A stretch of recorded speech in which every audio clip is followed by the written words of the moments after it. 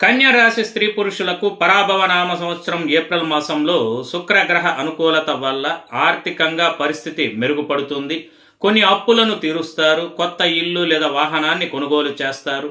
సుదూర ప్రయాణాలు, విదేశీ ప్రయాణాలు చక్కగా కలిసి వస్తాయి. ఇంట్లో ఆహ్లాదకరమైన వాతావరణం ఏర్పడుతుంది. కుటుంబ సభ్యులతో సరదాగా గడుపుతారు. పుణ్యక్షేత్ర సందర్శనం చేస్తారు. ఈ కాలంలో జ్ఞాన సముపార్జన చేస్తారు. ఆధ్యాత్మిక రంగాలలో ముందంజ వేస్తారు.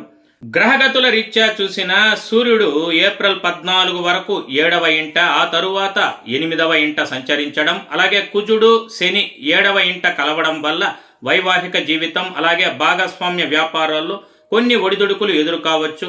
ముఖ్యంగా ఏప్రిల్ 2 నుంచి 14 వరకు వివాదాలకు దూరంగా ఉండడం చాలా మంచిది. వృత్తిపరంగా చూస్తే ఏప్రిల్ 10 వరకు బుధుడు 6వ ఇంట ఉండటం, దశమ స్థానంలో ఉన్న గురుగ్రహం అనుకూల దృష్టి వల్ల ఉద్యోగస్తులకు మంచి పురోగతి ఉంటుంది. కానీ ఆ తరువాత బుధుడు 7వ ఇంటికి మారడం వల్ల వ్యాపారులు ఎటువంటి నూతన రిస్కులు తీసుకోకపోవడం శ్రేయస్కరం. ఆర్థిక పరంగా ఈ నెల చాలా సానుకూలంగా ఉంటుందండి. శుక్రుని గోచారం అలాగే ద్వితీయంపై ఉన్న గురుదృష్టి వల్ల మీ ఆదాయం మెరుగుపడటమే కాకుండా మంచిగా ధనాన్ని పొదుపు చేయగలుగుతారు. ఈ రాశి విద్యార్థులకు రాశ్యాధిపతి అలాగే విద్యాకారకుడైన బుధుడు ఏప్రిల్ 10 వరకు 6వ ఇంట ఉండటం వల్ల పోటీ పరీక్షలకు సన్నద్ధమయ్యే వారికి సమయం ఎంతో అనుకూలంగా ఉంటుంది. అయితే ఉన్నత విద్యను సూచించే పంచమాధిపతి శని సూర్యకుజులతో కలిసి 7వ ఇంట సంచరించడం వల్ల చదువులో అప్పుడప్పుడు డిస్ట్రాక్షన్స్ ఉంటాయి, ఏకాగ్రత లోపించడం.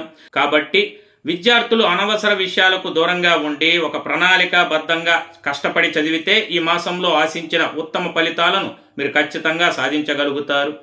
ప్రేమ వ్యవహారాలకు సంబంధించి ఏప్రిల్ 19 తరువాత శుక్రుడు అనుకూల స్థానం వల్ల మరింత సానుకూలత పెరుగుతుంది.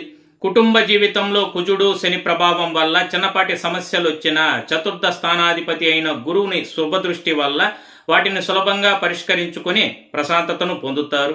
ఆరోగ్యపరంగా 6వ ఇంట రాహు ఉండటం కొంత మేలు చేసినప్పటికీ లగ్నంపై శని దృష్టి అలాగే బుధగ్రహ మార్పు వల్ల ఆరోగ్యం విషయంలో జాగ్రత్త అవసరం. కాబట్టి సరైన ఆహార నియమాలు పాటించడంలో ఎలాంటి అశ్రద్ధ చేయకూడదు. ఈ మాసం మీకున్న చెడు అలవాట్లను వదిలివేసినా మంచిది. కోపం ఎక్కువగా వస్తుంది కనుక కోపాన్ని వదిలివేసి శాంతంగా ఉండేందుకు ప్రయత్నించిన శ్రేష్టము. చక్కటి పరిహారము కొరకు మీరు ప్రతిరోజు శ్రీ సుబ్రహ్మణ్య భుజంగ స్తోత్రమును పఠించాలి. శనివారం నాడు శ్రీ ఆంజనేయ స్వామి ఆలయాన్ని సందర్శించి స్వామికి వెన్న సమర్పించిన మీకు సర్వదా శ్రేయస్కరం, శుభప్రదం.